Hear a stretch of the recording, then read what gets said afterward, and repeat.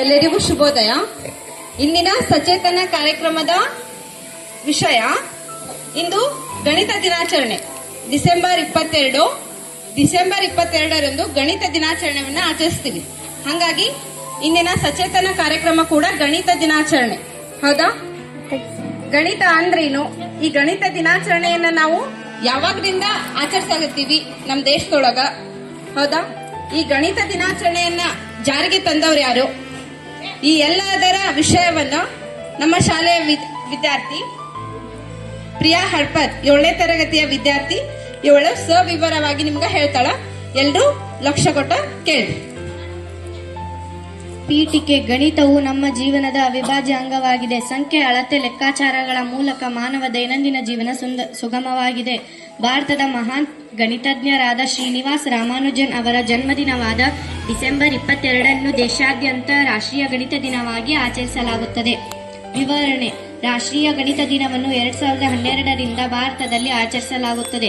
ಗಣಿತದ ಮಹತ್ವವನ್ನು ವಿದ್ಯಾರ್ಥಿಗಳಲ್ಲಿ ಮೂಡಿಸುವುದು ಮತ್ತು ರಾಮಾನುಜನ್ ಅವರ ಕೊಡುಗೆಯನ್ನು ಸ್ಮರಿಸುವುದು ಇದರ ಮುಖ್ಯ ಉದ್ದೇಶ. ಗಣಿತವು ವಿಜ್ಞಾನ, ತಂತ್ರಜ್ಞಾನ, ವೈದ್ಯಕೀಯ, ವಾಣಿಜ್ಯ ಸೇರಿದಂತೆ ಎಲ್ಲಾ ಕ್ಷೇತ್ರಗಳ ಬೆಳವಣಿಗೆಗೆ ಆಧಾರವಾಗಿದೆ. ದೈನಂದಿನ ಜೀವನದಲ್ಲಿ ಗಣಿತ, ಹಣದ ಲೆಕ್ಕ, ಸಮಯದ ಗಣನೆ, ಅಳತೆ, ತೂಕ ಎಲ್ಲವೂ ಗಣಿತದ ಸಹಾಯದಿಂದ ಸಾಧ್ಯವಾಗುತ್ತದೆ. ಶಿಕ್ಷಣದಲ್ಲಿ ಗಣಿತದ ಪಾತ್ರ. ಗಣಿತವು ತಾರ್ಕಿಕ ಚಿಂತನೆ, ಸಮಸ್ಯೆ ಪರಿಹಾರ ಮತ್ತು ವಿಶ್ಲೇಷಣಾ ಶಕ್ತಿಯನ್ನು ಮಕ್ಕಳಲ್ಲಿ ಬೆಳೆಸುತ್ತದೆ. ವಿಜ್ಞಾನ ಮತ್ತು ತಂತ್ರಜ್ಞಾನ. ಕಂಪ್ಯೂಟರ್, ಉಪಗ್ರಹ, ಮೊಬೈಲ್ ತಂತ್ರಜ್ಞಾನ ಎಲ್ಲ ಗಣಿತದ ಆಧಾರವಾಗಿವೆ. ರಾಮಾನುಜನ್ ಅವರ ಕೊಡುಗೆ. ರಾಮಾನುಜನ್ ಅವರು ವಿಶ್ವಕ್ಕೆ ಅನೇಕ ಸೂತ್ರಗಳ ಮತ್ತು ಸಿದ್ಧಾಂತಗಳನ್ನು ನೀಡಿದ ಮಹಾನ್ ಗಣಿತಜ್ಞರು. ವಿದ್ಯಾರ್ಥಿಗಳಿಗೆ ಪ್ರೇರಣೆ. ರಾಷ್ಟ್ರೀಯ ಗಣಿತ ದಿನವು ವಿದ್ಯಾರ್ಥಿಗಳಲ್ಲಿ ಗಣಿತದ ಆಸಕ್ತಿ ಮತ್ತು ಆತ್ಮವಿಶ್ವಾಸವನ್ನು ಹೆಚ್ಚಿಸುತ್ತದೆ. ಉಪಸಂಹಾರ.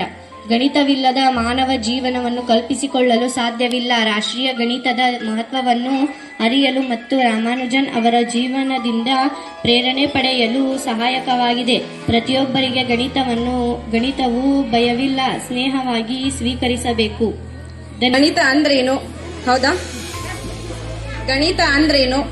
ಗಣಿತ ನಮ್ಮ ಜೀವನದೊಳಗ ಎಷ್ಟು ಮುಖ್ಯವಾಗೈತಿ.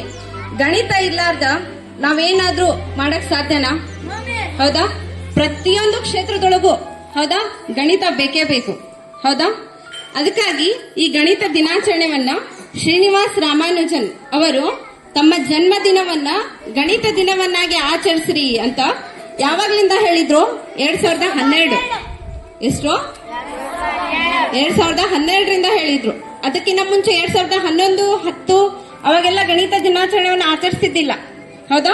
2012ರಿಂದ ಶ್ರೀನಿವಾಸ್ ರಾಮಾನುಜನರ ದಿನಾಚರಣೆಯನ್ನ ಗಣಿತ ದಿನಾಚರಣೆಯನ್ನಾಗಿ ಆಚರಿಸ್ರಿ. ದೇಶಾದ್ಯಂತ, ಕೇವಲ ನಮ್ಮ ಕರ್ನಾಟಕದೊಳಗಷ್ಟೇ ಅಲ್ಲ, ಹೌದಾ, ಎಲ್ಲ ರಾಜ್ಯದೊಳಗೂ ಗಣಿತ ದಿನಾಚರಣೆಯನ್ನ ಡಿಸೆಂಬರ್ 22ರಿಂದ ಆಚರಿಸ್ರಿ ಅಂತ ಹೇಳಿ ಗಣಿತದ ಮಹತ್ವವನ್ನ ಬಹಳ ಚೆನ್ನಾಗಿ ಹೇಳಿದ್ದಾರೆ ಅವರು.